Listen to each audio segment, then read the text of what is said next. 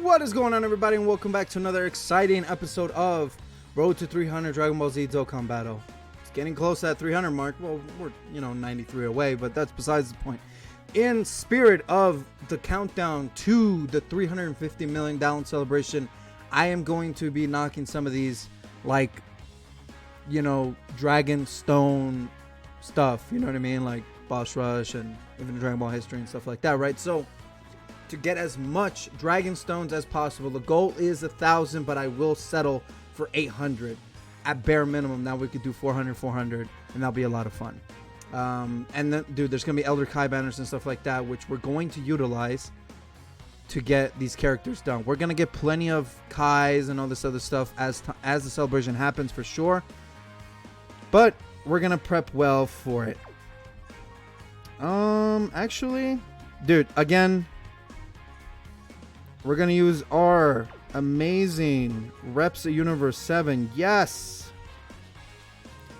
Reps Universe 7 team, dude. Coming in hot right now. 5 days until the celebration. Woo! Oh, dude, it's going to be amazing. Alright. These events aren't difficult, dude. They're genuinely not. But, I want to get them done because it's 35. There's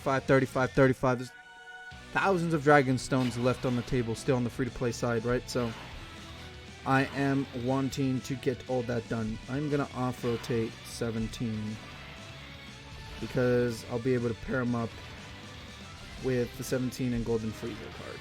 So I'll be fine. Goku's going to one-shot Goku. It's kind of how it goes. This team is broken as hell. I know it's like, oh, it's a broken record, confusing the same fucking team. Dude, like when I get the good, like, free-to-play Majin Buu Saga team, bro, I will be using Majin Buu Saga like I'm on crack because I really like that category. When I get Defenders of Justice done, like, I'll be using them a lot. When I get a good Pepe Gauss team done, I'll be using them a lot. When I get a good Realm, well, I have a good Realms of Gods team. Goku family, all these, you're going to see more of these variety for sure. And especially because there's still a bunch of missions. I still have a bunch of missions I have to do. For all the difficult content in the game while building teams. The OG Goku event, Legendary Goku event, that one's going to be a lot easier to get done in comparison for sure of the GT. I still got to beat the GT Goku event. It's definitely possible with the Reps Universe 17, but I should probably maybe throw an attempt in there during the celebration. Maybe even before the celebration, see if I can get it done. I did post the last time and it was a losing one, but I'm a lot smarter now and my team is a little bit stronger, so I definitely could throw an attempt there and see what happens. We get the fat W. It's a W for us there. This is a freaking cakewalk, dude. These boss rushes aren't difficult at all. What's difficult is me talking. You guys have to listen.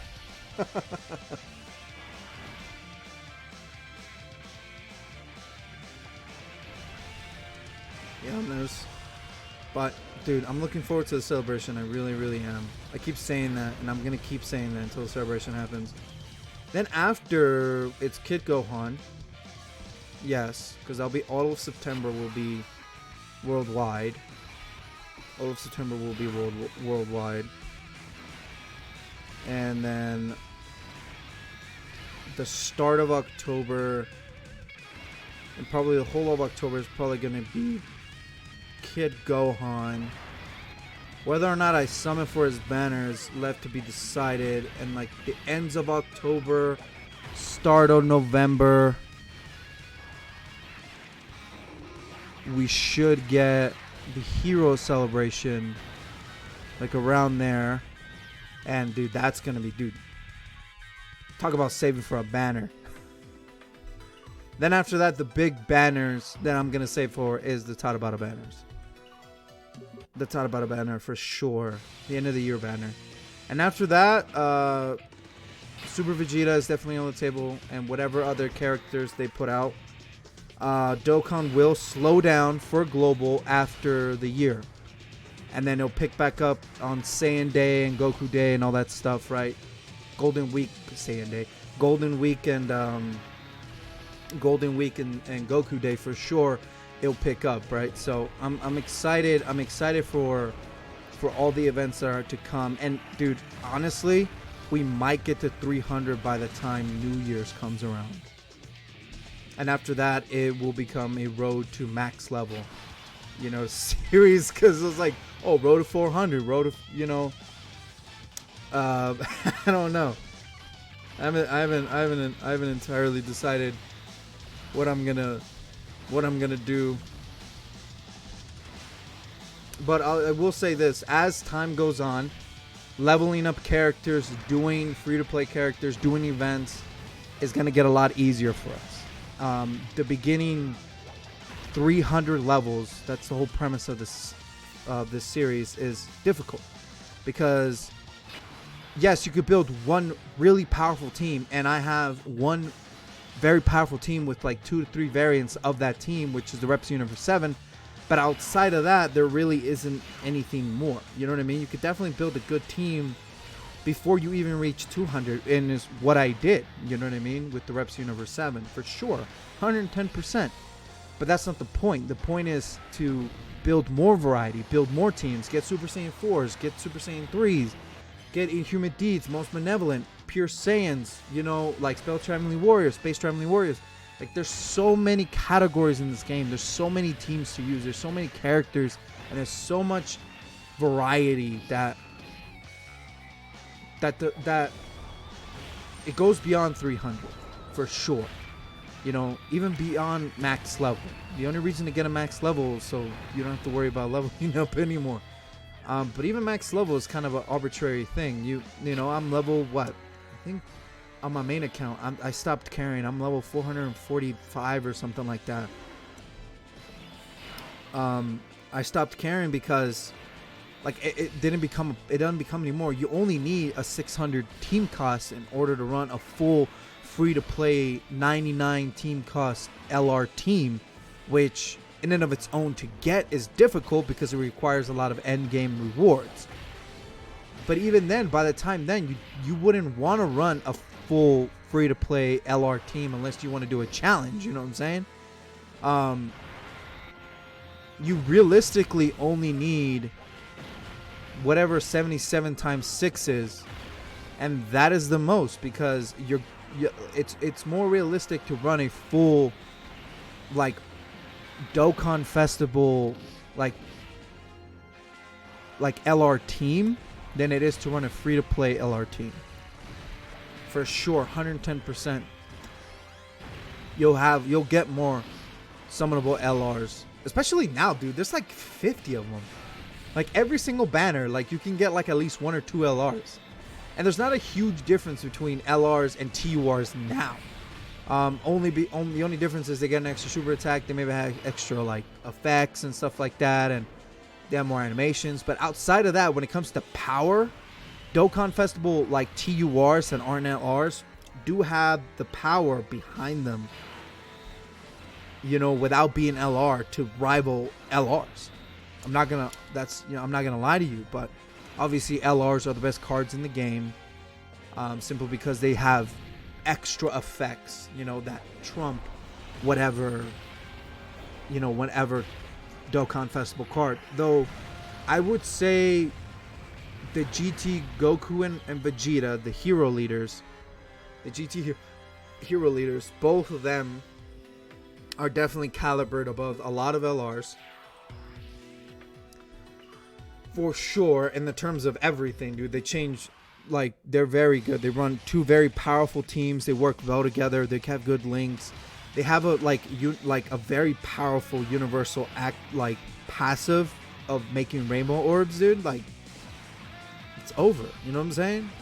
So there is that. Videl is very good. Again, she's lacked behind her leader skill, and she's not on a lot of teams. Outside of that, she's an insanely powerful unit. You know what I mean? And then Super Vegeta that came out on JP, the most recent one, dude. He's freaking crazy broken, bro. Oh my god. He's insanely powerful. I wouldn't say that he's better than UI Goku, not in a million years, right? But he's definitely beyond a lot of LRs in this game. A lot of recent LRs, you know what I mean?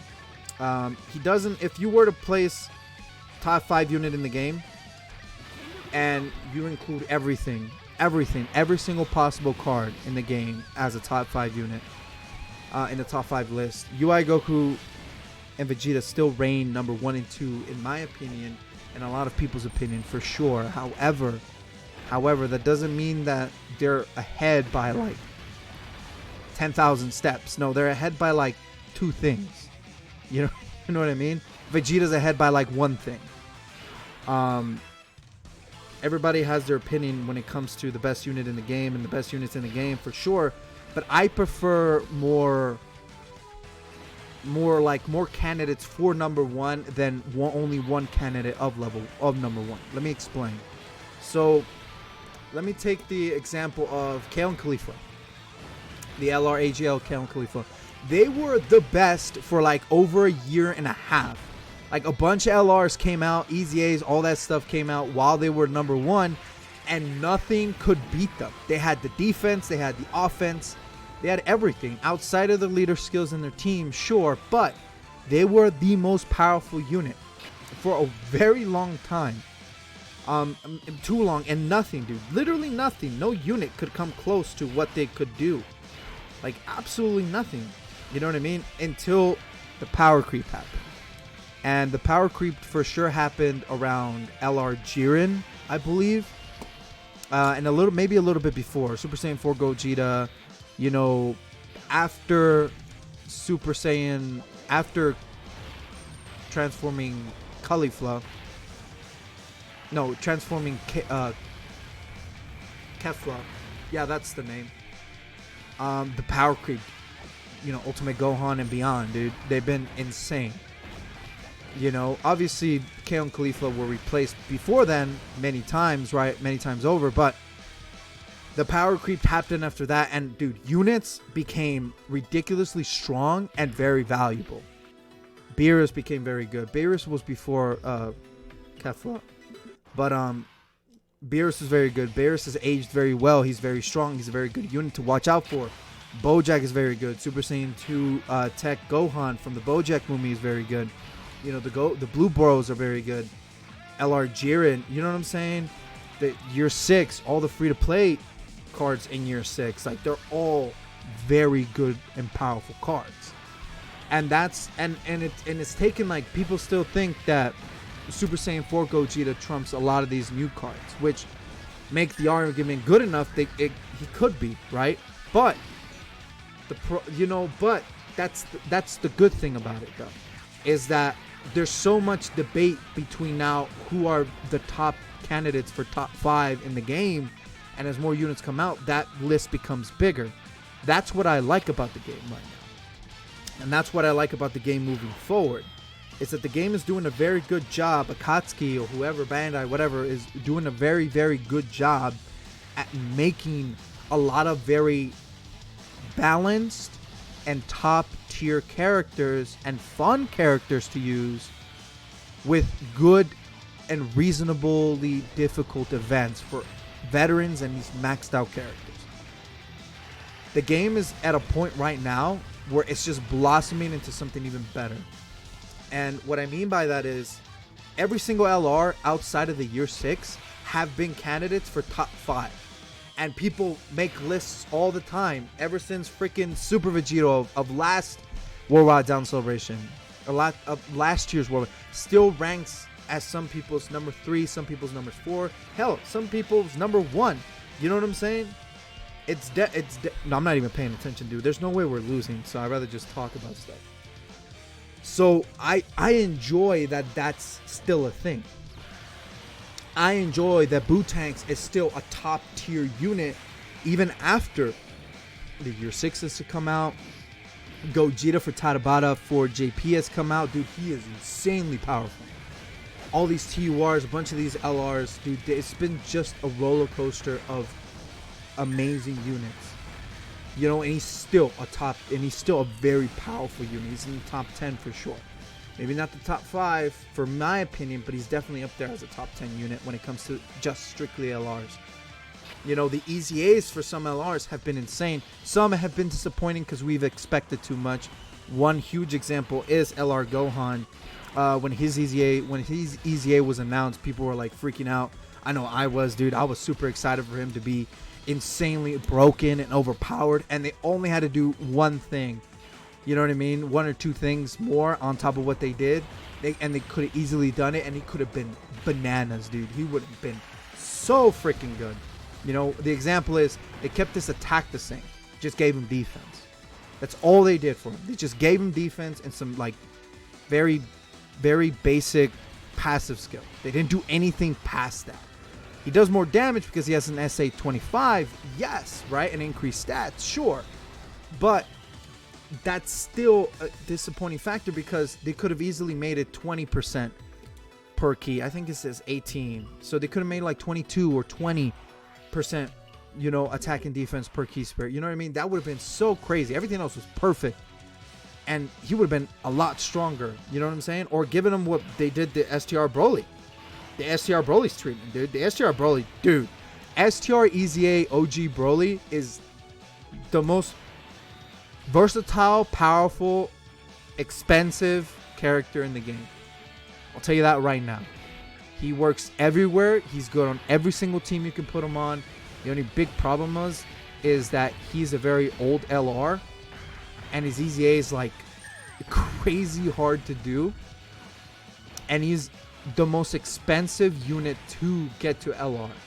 He is by hands down the most expensive unit to get to LR.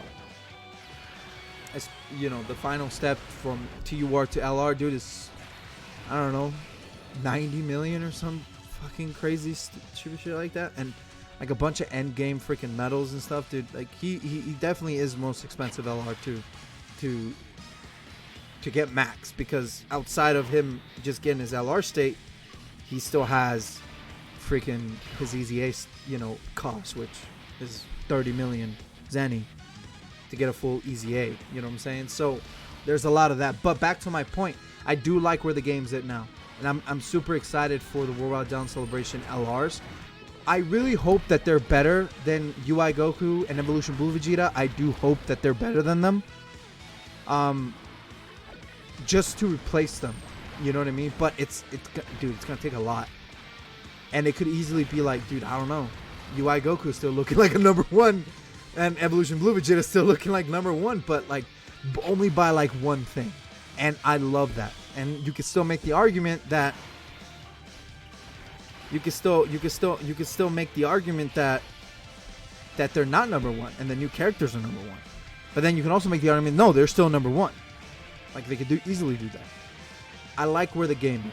You know what I mean? That a lot of characters are just really good, and they're balancing that with like stupid difficult events and like self-made challenges by the community, right? Like no item runs, single rotations, standalone rotations, which is like you don't move the characters around. It's kind of like they fall in place how they fall in place, and you have to be, in the sense, luck. But at that point, you're banking on good links, good leader composition, good units to pair up with, you know, rainbow, this and that. But that's all like self-made endgame stuff from the community, right? Them introducing the GT Goku event, them introducing the Legendary Vegeta event, them introducing more legendary events, more LRs, more God events. Like those caliber of events are amazing. Now, if they revamp the friend system, if they revamp World Tournament, if they revamp a lot of, you know, like things in the game, they could definitely make the game last another 8 years, and it's not going anywhere. Like I'm pretty sure all of you heard that the 3 billion revenue of Dokkan, dude, it's not going anywhere. I think I watched the Troops video, and I gotta give him credit for saying it. It's not fucking going anywhere. Dokkan ain't going anywhere. You know how much money they've made out of a free-to-play game? Yeah, you gotta pay your programmers and all this stuff. It takes money to run, but like it's $3 billion, dude. That's a lot of fucking money. I don't know how to count very good, but I know that's a big number, bro. You know?